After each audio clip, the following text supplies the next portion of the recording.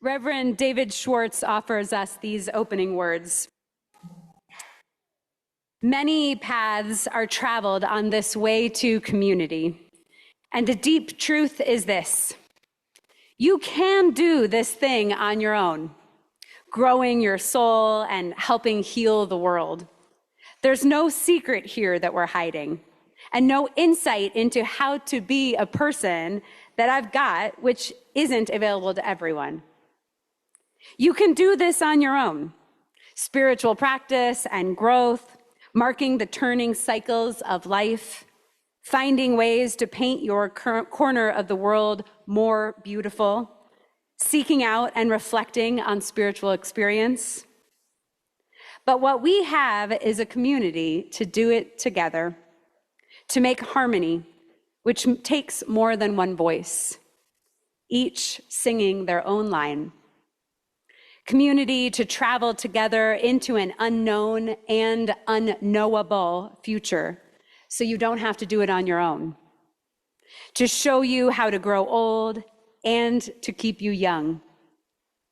We have a living tradition, a centuries-long project of memory and hope, centuries of ancestors who we can look back to as we make our own way forward. That is the invitation. No hidden wisdom, no power or privilege, no guilt or shame to control you, no escape from the beautiful and difficult reality of being alive and having to die. Only this, a community gathered to be who we are and become who we are called to be.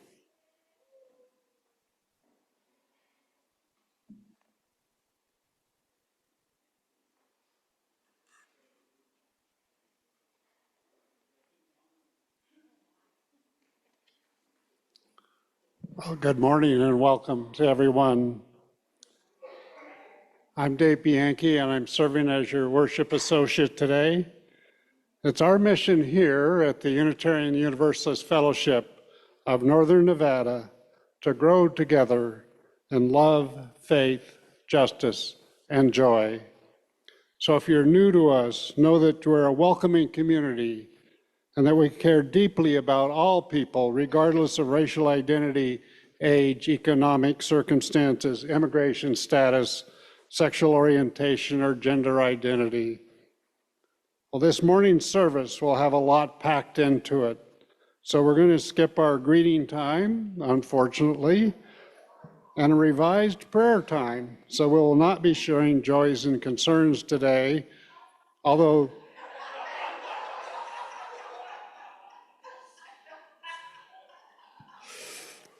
there will be some people mentioned along the way. So Lois and I recently visited the Stewart Indian School Museum and Grounds in Carson City. So if you haven't had a chance to visit down there, I encourage you to do that. It's just a short drive. You can see how these young Native peoples were separated from their families. So as always, we acknowledge that we sit on these ancestral lands of the Shoshone, Washoe, and Paiute peoples, who were and still are stewards of this beautiful lands. So today, Reverend Kristen Famila will be sharing the words of Maya Angelou, and Lois and I have fond memories of seeing her in person, so I'm really looking forward to hearing her remarks today. So today, we're missing a few choir people. There's several people out with illnesses, including Rosie, who apparently threw her back out just this morning and couldn't be here. So the rest of us have to stand and sing. So let's stand and sing. We walk this same ground.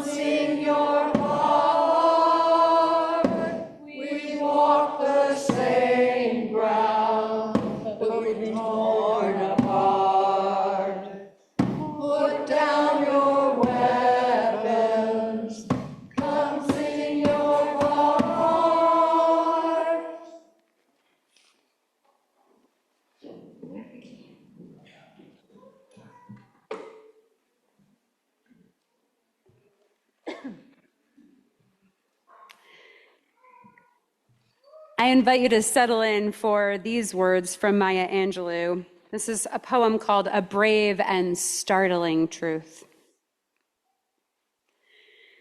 We, this people, on a small and lonely planet, traveling through casual space, past aloof stars, across the way of indifferent suns, to a destination where all signs tell us it is possible and imperative that we learn a brave and startling truth.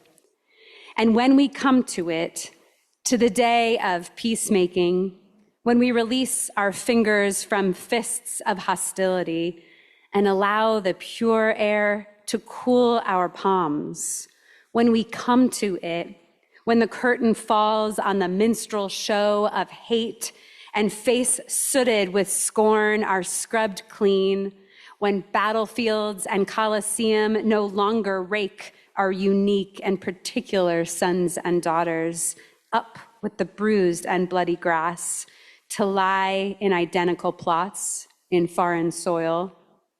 When the rapacious storming of the churches, the screaming racket in the temples have ceased, when the pennants are waving gaily, when the banners of the world tremble stoutly in the good, clean breeze. Let me think. To it, when we let the rifles fall from our shoulders and children dress their dolls in flags of truce, when landmines of death have been removed and the aged can walk into evenings of peace, when religious ritual is not perfumed by the incense of burning flesh, and childhood dreams are not kicked awake by nightmares of abuse. When we come to it, then we will confess that not the pyramids with their stones set in mysterious perfection, nor the gardens of Babylon hanging as eternal beauty in our collective memory, not the Grand Canyon kindled into delicious color by Western sunsets, nor the Danube flowing its blue soul into Europe, not the sacred peak of Mount Fuji stretching to the rising sun, neither Father Amazon nor Mother Mississippi, who without favor nurture all creatures in the depths and on the shores. These are not the only wonders of the world.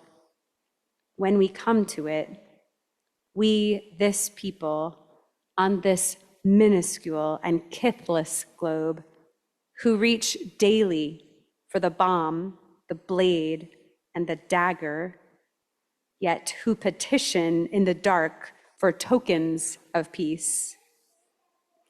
We, this people on this moat of matter, in whose mouths abide cankerous words, which challenge our very existence, yet out of those same mouths come songs of such exquisite sweetness that the heart falters in its labor and the body is quieted into awe. We, this people, on this small and drifting planet, whose hands can strike with such abandon that in a twinkling life is sapped from the living.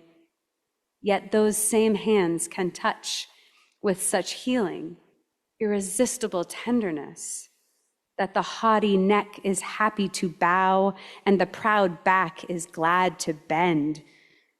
Out of such chaos, of such contradiction, we learn that we are neither devils nor divines. When we come to it, we, this people, on this wayward floating body, created on this earth, of this earth, have the power to fashion for this earth a climate where every man and every woman can live freely, without sanctimonious piety, without crippling fear. When we come to it, we must confess that we are the possible, we are the miraculous, the true wonder of this world. That is when and only when we come to it.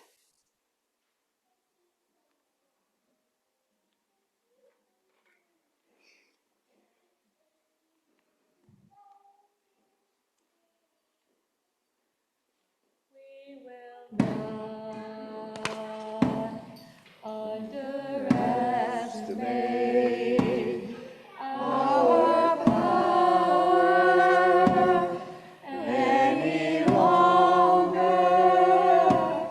We know that together we are strong.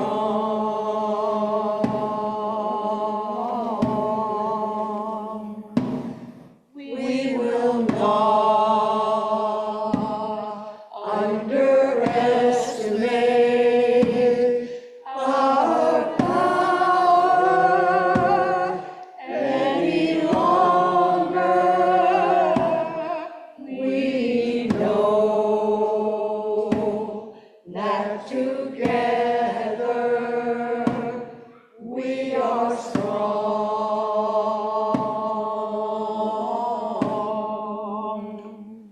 Like drops of water, shake the rocks as they rush down the falls.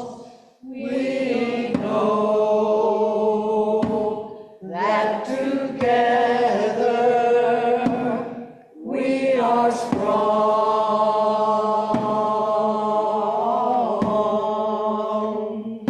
Like drops of water, shake the rocks as they rush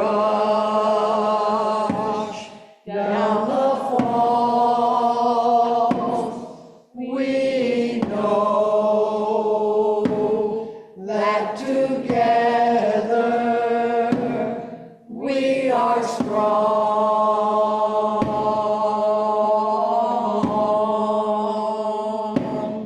We will not underestimate our power any longer. We know that together we are strong.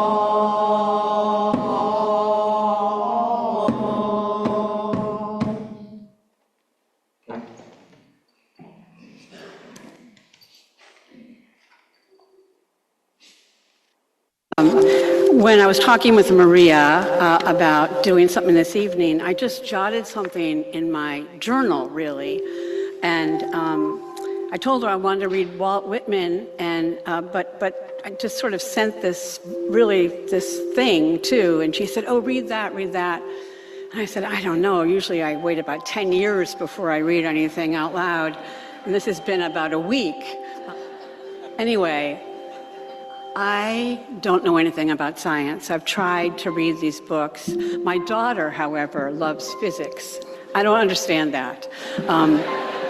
But I was trying to get her to explain to me what the singularity is. And I was reading Hawkins, of course, and then I was trying to read Astrophysics for People in a Hurry by Neil deGrasse Tyson. I said to her a few weeks ago, I don't believe in the Big Bang. And she said, "You don't?" I said, "No, it's impossible." Who here really believes that we were all, everything that ever is, was once a singularity so dense, it was one thing before it blew up? Raise your hands. Okay? See, just like not that many over there. So here it is, the singularity.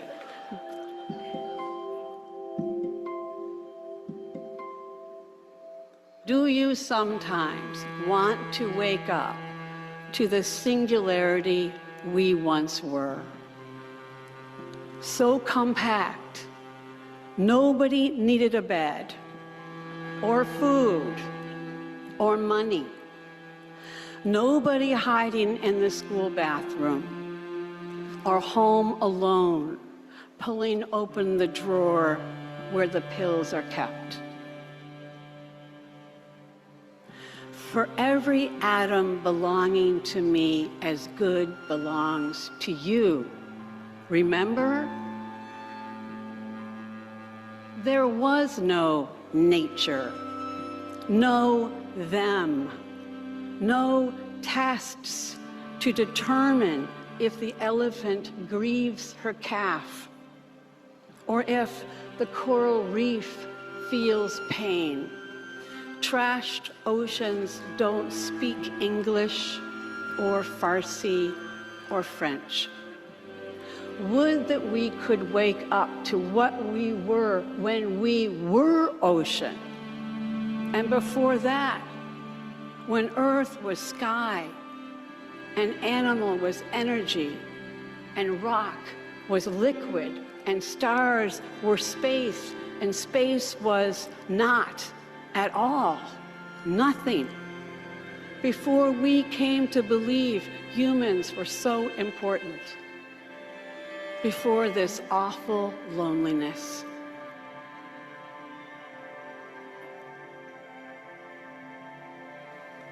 Can molecules remember it? What once was, before anything happened? Can our molecules remember? No I, no we, no one, no was, no verb, no noun yet, but only a tiny, tiny, tiny, tiny dot brimming with is,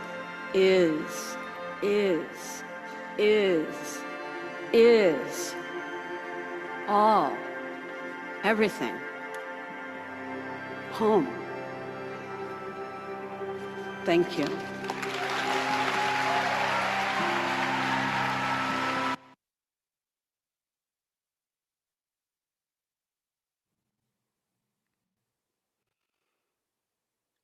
Have you ever read the news headlines like they are a meditation?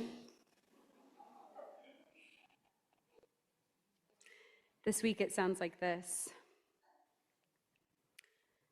The dismantling of democracy, a fragile ceasefire, of Epstein's attorney having no knowledge whatsoever, of heat rising in the Mountain West, of gas prices, and how the war could be bad for presidential optics. How to avoid fakes when shopping online, how to have more happiness in your life, the 5-step method to get your messy house back in order, and the contrast of truths. Pretty soon, the mint will begin printing a commemorative coin for the president, and also that a Mexican teen migrant just died in an ICE detention center. And also, did you know about the shrinking education department and the new tanning bed rules? And female hair loss, what works?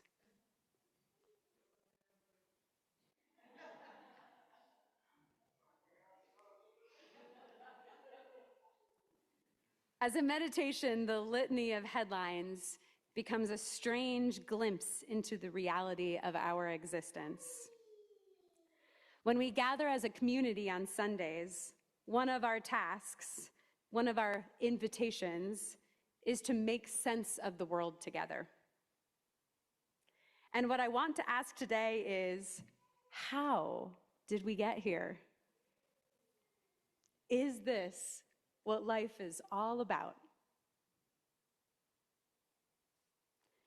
In other news this week, beloved labor activist and organizer and a personal hero, Dolores Huerta, who co-founded the United Farm Workers and was pivotal in many transformations for civil and human rights, shared a story of abuse that she had endured when she was very young.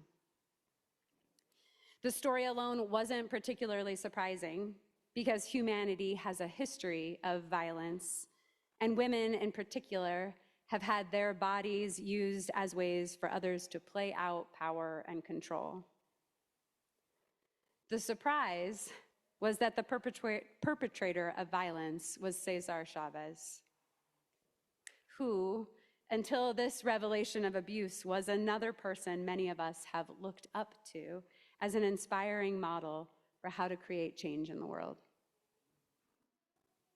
There is something extra crushing when people you would have expected to have shared values perpetrate the harm.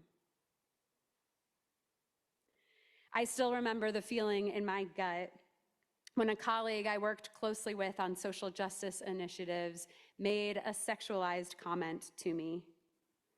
It landed differently than all the others received over the years.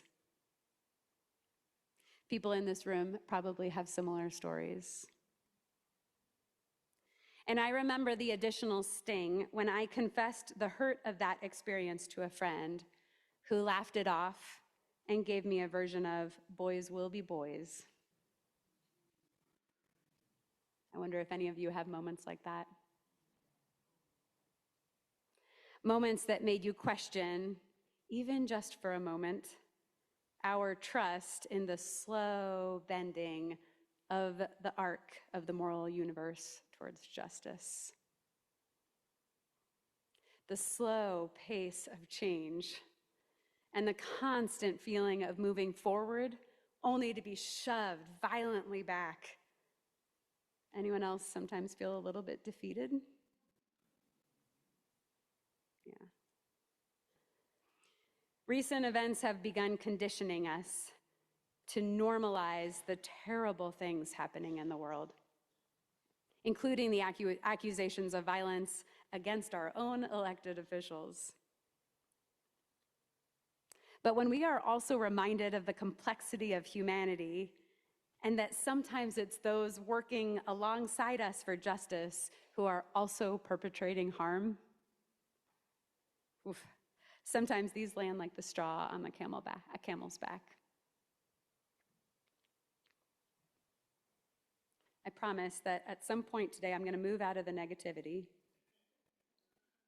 But sometimes it's okay for us to just name the pain and to wallow in despair for a bit. There are so many layers of pain and suffering in the world. And you are forgiven if every once in a while you want to think something that sounds like, well, this experiment with humans has been interesting, but maybe we're not worth saving. Sometimes these thoughts cross my mind too, even as the minister who is supposed to be helping us find hope. How many of you attended the Mixer for the Apocalypse last week? Nice. There were 60 or so local activists, organizers, leaders gathered together to acknowledge the despair and also to be with each other in joy and solidarity.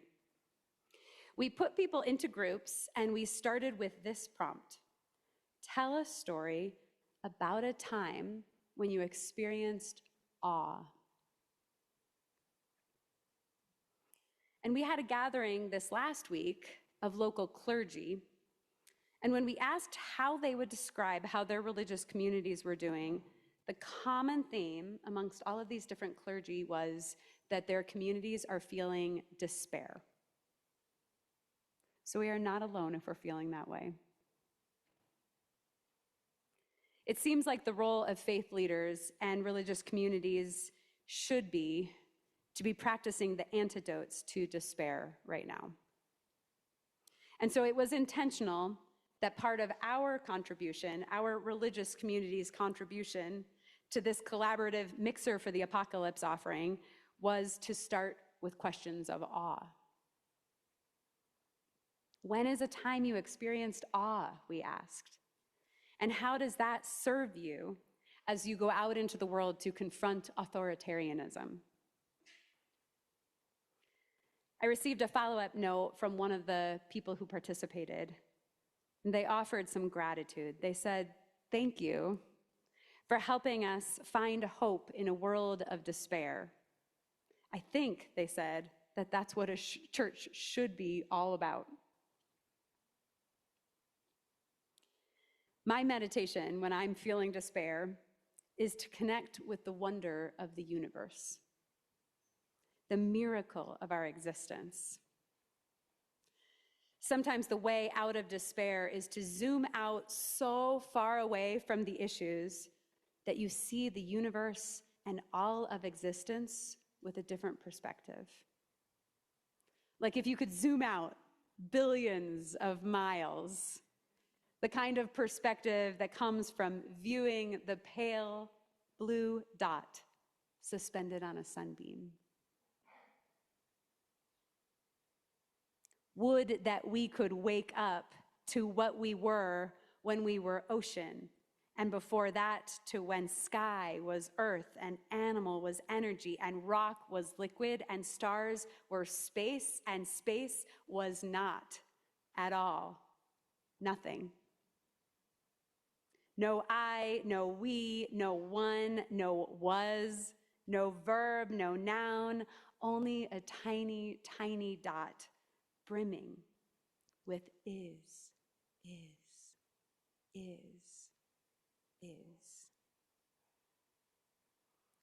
What a miraculous thing that we are alive. Don't you sometimes wonder if we could do it over with everything we know now? If we could start again? If we could big bang over? Would we create 40-hour work weeks and war? Would we create competition and burgers and hunger? Maybe we just decide to meet people's basic needs and love one another fully and be alive in all of our beautiful glory and not waste a minute of precious time with work and money and racism and hatred. A tiny, tiny dot brimming with is.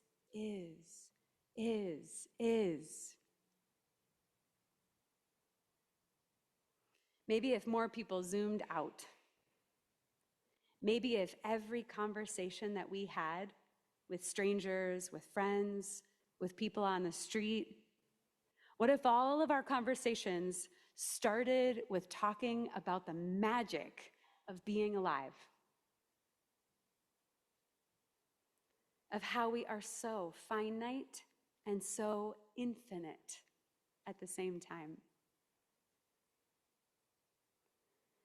Maya Angelou says, when we come to it, we must confess that we are the possible. We are the miraculous, the true wonder of this world. That is when, and only when, we come to it. Perhaps that is the vital purpose of religious communities. Our unique contribution in the world, to bring a reminder of awe to the despair of the world. What would it be like to bring a reminder of awe to the despair of Northern Nevadans? What would the world be like if we reminded each other constantly, if we loved one another fully and completely for this magical moment, this miraculous blip in the universe?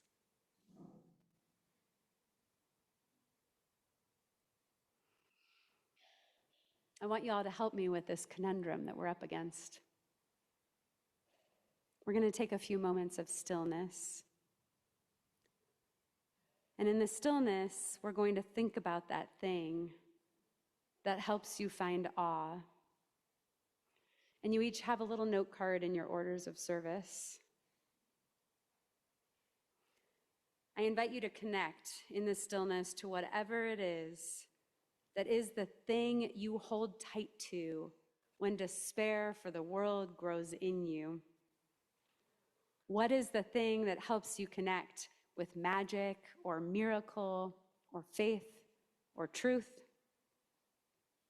And after you've found whatever that thing is, you're going to write it down, and we're going to collect those and offer them back to you later in the service. In the stillness, what is the thing you hold tight to when despair for the world grows in you? What is the thing that helps you connect with magic, with miracle, with faith, with truth? Just take a few moments.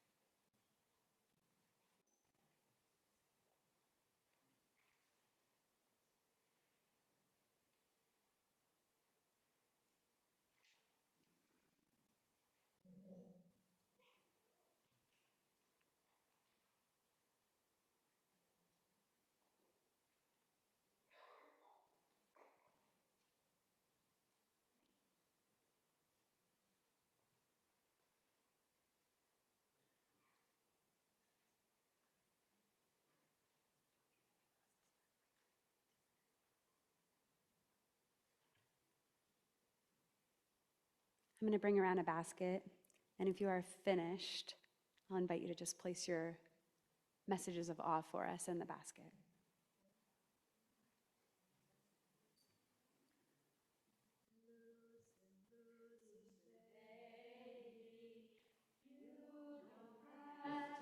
Carry the weight of the world in your muscles and bones. Let go, let go, let go.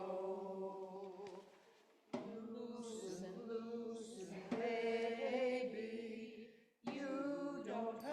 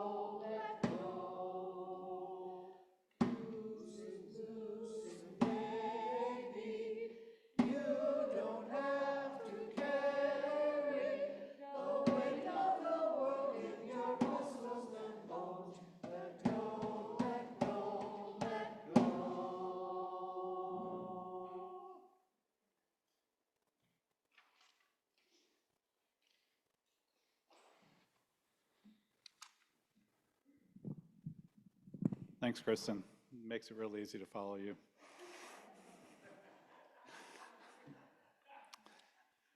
Good morning.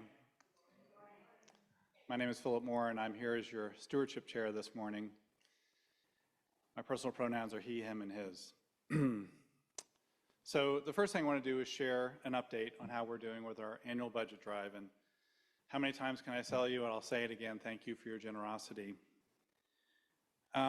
The first thing I'll say is it was such a joy to visit with over 100 of you in our cottage meetings. And what I found the most important thing to do is to align everybody to the mission and purpose of covenanting through collapse. And it's such an important program for us this year, and such an important program that you all understand what that means, and we can work together towards that, towards July 3rd and beyond. I'm also happy to say that we're at 75%, or actually past 75% of our goal of 390,000, so we're making great progress. And I'm also so appreciative to those of you who have pledged so far, 78% of you who have increased your pledge from last year, so thank you. Really, really amazing. For those of you who read the e-news, you'll know that we have a very generous match that has been issued for us of $25,000 for anyone who submitted their pledge after Monday of this last week. And their pledge is less than $5,000 as a way to help us finish this drive really strong. So what I'm asking you to do is please, if you haven't had a chance to do so and you are planning to pledge, to please get that submitted as soon as possible. Marcy and her team have been calling and texting to encourage you to go ahead and complete that process. I'll be here after service. If you have questions, you need any help in doing that, but that would really help us to finish that. Thank you. Kristen invited me as part of this service to look at stewardship as we go down the road, because in order to live into the purpose that Kristen has been talking about today, we have to steward the resources of our fellowship. We have to have the time, talent, and treasure to do all the things that we have hopes for ourselves. We have so many things to think about in the coming months and years. Some of the questions that I'm going to propose today have to do directly with our stewardship efforts, but many recognize the interconnected nature of the work that we do. So just with that aside. First, how do we remind ourselves and others about the importance of giving our time, talent, and treasure to this fellowship? Do we need to have regular testimonials about the impact that we have on each other's lives and the lives of those in our community? Should we have specific goals that we're working towards and celebrate when we meet those goals?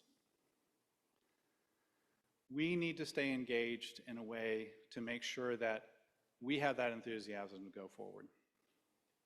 Then we might talk about some membership challenges, things you might think of typically as membership. We have people who from time to time drift away from our fellowship. How do we welcome them back in again and again so that they can work with us on this mission and vision and our values, so that they have that opportunity to rejoin us in their spiritual journey? How do we become relevant to whole new groups of people who share our values but have yet to join in the spiritual path that we're on? And how do we welcome those individuals into our fellowship on the first, fifth, or 50th time they come here so that they feel engaged and they're ready to lean in with us? Beyond those individuals who may share our values, how do we share the values that we espouse in the broader community? What's the most effective way for us to do that so that others are hearing the work that we're doing? And whether or not they come here, they understand what we represent. And they work towards the vision that Kristen has outlined for us about that future of awe. Then we might talk about financial management, my personal favorite subject. First, how do we use this major gift that was announced a couple weeks ago to live into our values over the next number of years? See Katie in the back, and I'll say, how do we balance our need for space for our worship and our programs with a desire to make these buildings and these grounds appealing to others for rental? How can we express our values in the world while also asking others for financial support for our work? What is the optimal mix of professional staff to ensure that we can live into our values? And last but not least, how do we steward these buildings and grounds so that we have the minimal environmental impact while also reducing our operating costs? These are all important subjects that we look at to ensure that we have the financial wherewithal. We're not going to know the answers to these questions right away. The only way we're going to know it, and Kristen is certainly demonstrating this, is by experimentation and failibration. That was pretty good. We're going to go through hard times when we try something new and it doesn't work. And we're going to have to recover with each other and try again and again and again. How do we do that? Our ability to live together as a fellowship and live into our values is dependent on our willingness to answer those hard questions. Stewardship is to steward the resources necessary for us as a fellowship to live into our values. We can have a vision, but we also have to have the resources. I truly look forward to working with you all to answer these questions so that we can lean into our values. Thank you.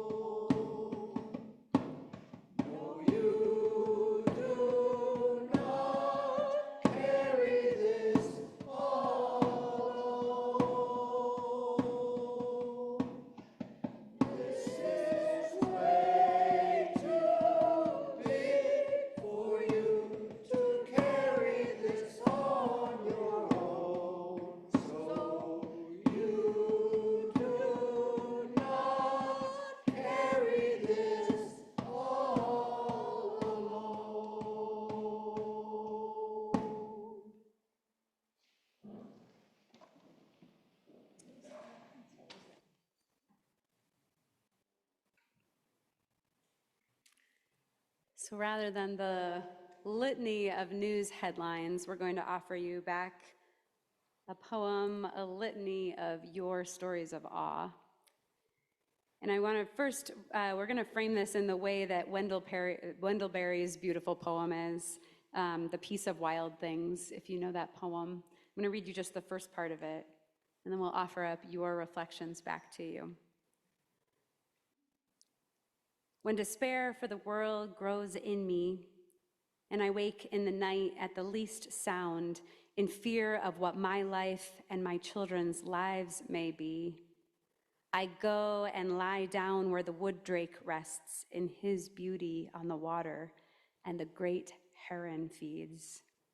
I come into the peace of wild things who do not tax their lives with forethought of grief.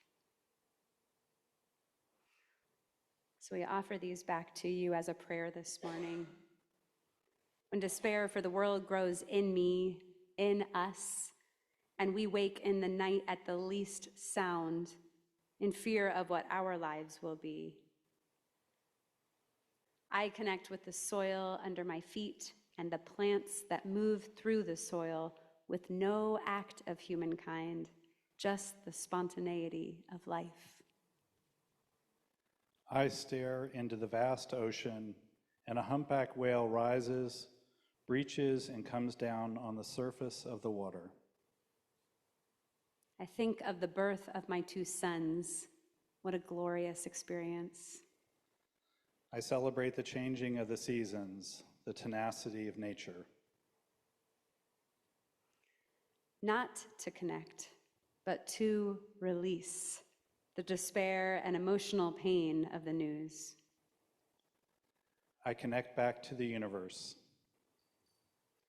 I believe if we let ourselves, we can feel the connectedness of all humanity. My coworker has brought her new baby to visit, and the perfection of new life and the care and joys we share with our wise elder neighbors, we are all connected. As a young girl, I stopped by a river and feel the awesome feeling of being loved by the universe. When despair for the world grows in me and we wake at the least sound of fear of what our lives will be, I remember the beauty of friends sharing love. I'm reminded of the kindness and follies. I try to pray for people to see the kindness in people. I am in awe of the people who rise up and support one another in times of need. I remember I am one of many. I remember my cats' stretches and noises. They remind me of shared connection and the joys in life. I find hope in the beauty of the environment, the landscape, the changing of the light through the trees, and the sound of birdsong. The sight of Lake Tahoe as one comes over the summit. The gathering of quail coming to seeds at the edge of the apple orchard. Flowering fruit trees in spring, and an owl at the top of the spruce. I think of my grandson who greets me with enthusiasm and wonder and inspires the same. When I can see that the miracle of life and all of our pain are part of a story billions of years in the making, unlocking that story from the rocks brings me awe. I rest in my belief in the fundamental human good that will eventually triumph.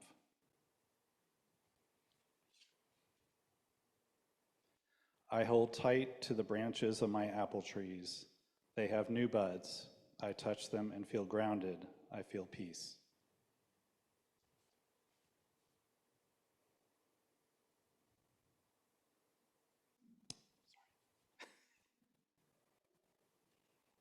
May it be so, friends. May we find awe in every moment of connection with one another.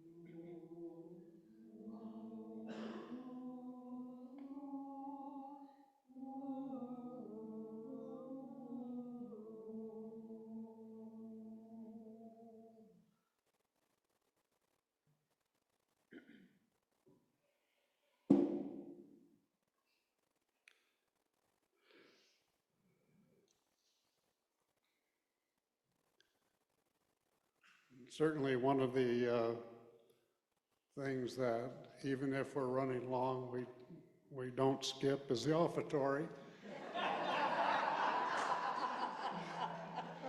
So this is a time of our service when we offer our bounties to each other to continue our positive and far-reaching outreach to the fellowship and the greater community.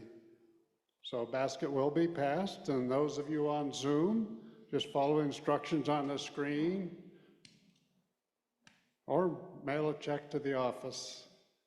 One of the many things I love about our fellowship is that each month we choose a nonprofit to share our plate with, and this month we're donating to the Veterans Alliance of Reno. The Veterans Alliance of Reno is dedicated to supporting homeless and disabled veterans in the Northern Nevada region. Their mission is to build a stronger community that contributes resources and housing for our veterans.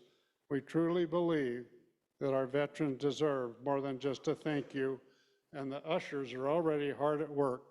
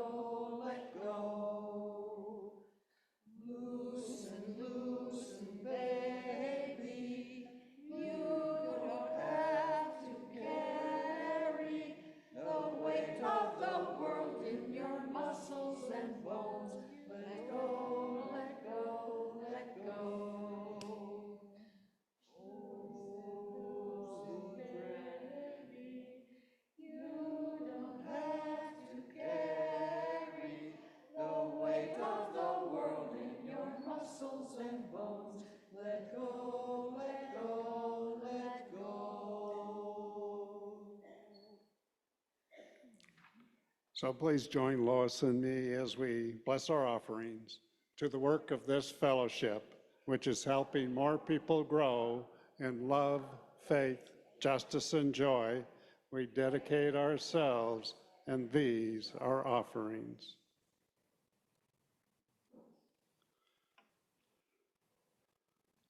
A few announcements. There's a little walk going on this coming Saturday, March 28th. It's called No King's March.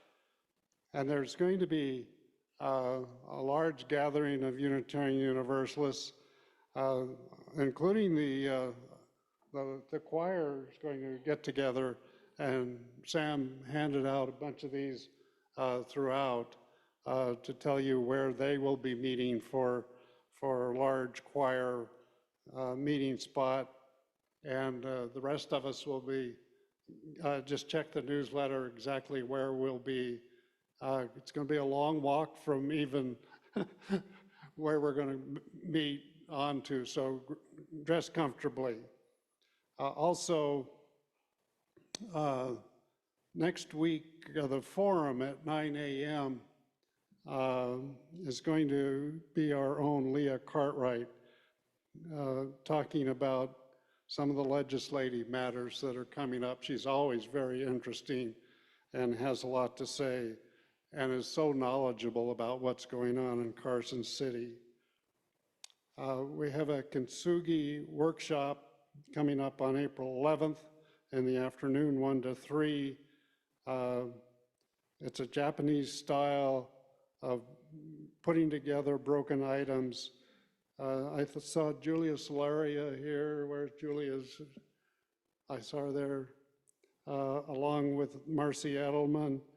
They're going to do mending, putting things back together. So that should be very interesting, and that's on April 11th, so we'll be hearing more about that in the future. Let's see, I think I covered, I just wanted to mention since we ran out of time for joys and concerns, Bill wanted us to mention his son is now recovering from alcohol addiction, and somebody gave me this, which is I think worthy of announcement. In case you missed this, that the people of Minneapolis have been named this year as the award for the Profile in Courage. So that's fantastic.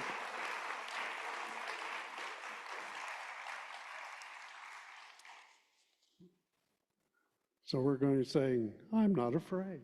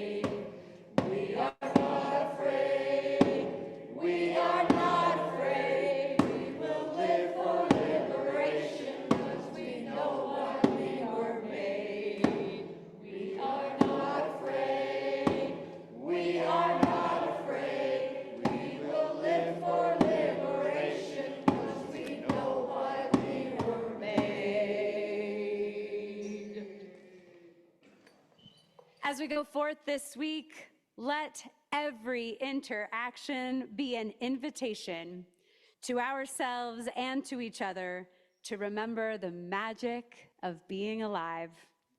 And may you love one another fully and completely for this magical moment, this miraculous blip in the universe. May it be so. Gonna keep on moving forward.